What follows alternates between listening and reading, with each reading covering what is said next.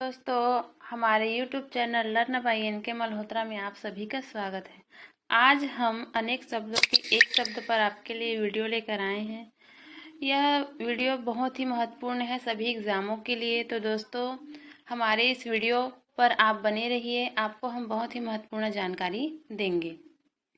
चलिए दोस्तों, देर न करते हुए हम वीडियो को जल्दी से स्टार्ट करते हैं। अनेक शब्दों की एक शब्द। जिसका जन्म पहले हुआ हो उसे अग्रज कहते हैं। जिसका जन्म बाद या पीछे हुआ हो उसे अनुज कहते हैं।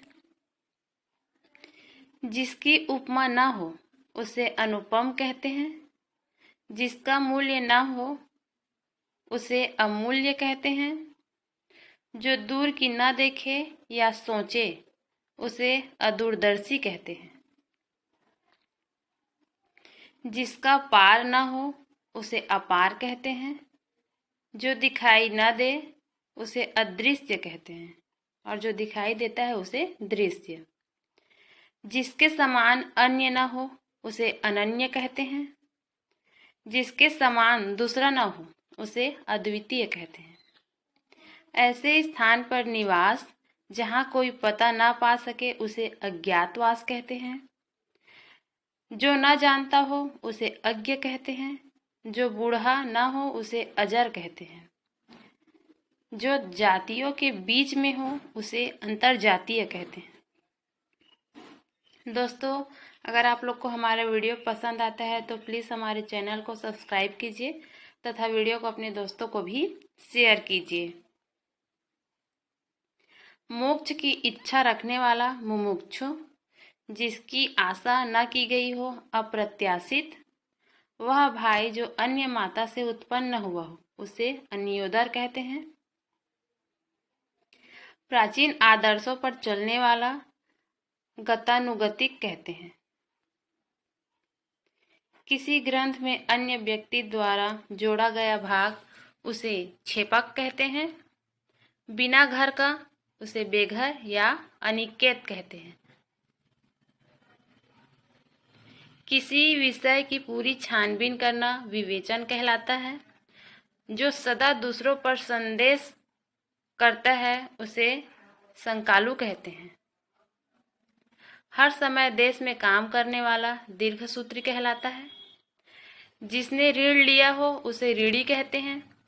किसी के प्रति उदारता पूर्वक किया गया व्यवहार अनुग्रह कहलाता है। जिसे पार करना कठिन हो उसे दुर्गम कहते हैं। जो आभूषण सिर पर धारण किया जाए उसे शीर्षस्थ कहते हैं। शीघ्र प्रसन्न होने वाला आशुतोष कहलाता है। जिसके समान दूसरा न हो उसे अप्रतिम आदित्य या अद्वितीय भी कहते हैं। जहाँ पहुंचा ना जा सके अगम कहलाता है। अनुशासनात्मक कार्यवाही की प्रक्रिया के फल स्वरूप पद के नीचे उतरना पदावनति कहलाता है। 2 बार जन्म लेने वाला द्विज कहलाता है। जिसका पति परदेश चला गया हो उसे प्रोसित पतिका कहते हैं। रात्रि का तीसरा पहर त्रियामा कहलाता है। धारण करने में कठिन उसे दुर्व्यह कहते हैं। जिसका ठीक तौर से कथन संभव न हो उसे दुष्परिमेय कहते हैं। किसी काम में पूर्ण रूप से मन लेने वाला दत्तचित्र कहलाता है। ऐसा कवि जो तत्काल रचना करता है उसे आंसू कवि कहते हैं। जिसका बुढ़ापा ना आए उसे अजर कहते हैं। रानीवास में कड़े पर्दे में रहने वाली स्त्री को असूर्यपस्य कहते हैं। जानने की इच्छा जिज्ञासु कहलाता है। जिसका जन्म कन्या के गर्भ में हुआ हो उसे कानीन कहते हैं। दोस्तों, यदि आपको हमारा वीडियो पसंद आता है तो प्लीज़ हमारे चैनल को सब्सक्राइब कीजिए तथा यह वीडियो अपने दोस्तों में भी शेयर कीजिए। जो तत्काल उत्तर दे सके प्रति उत्पन्नमति कहलाता है। पूछने योग्य पृष्ठव्य कहलाता है। आय और व्यय के आंकड़ों की जांच करने वाला अंकेक्षक कहलाता है। हवन में जलाने वाली लकड़ी को समिधा कहते हैं।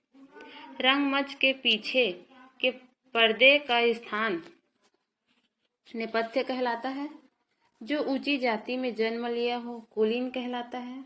जो छोटी जाति में जन्म लिया हो उसे अंतज्य कहते हैं। आधी रात का समय निश्चित कहलाता है।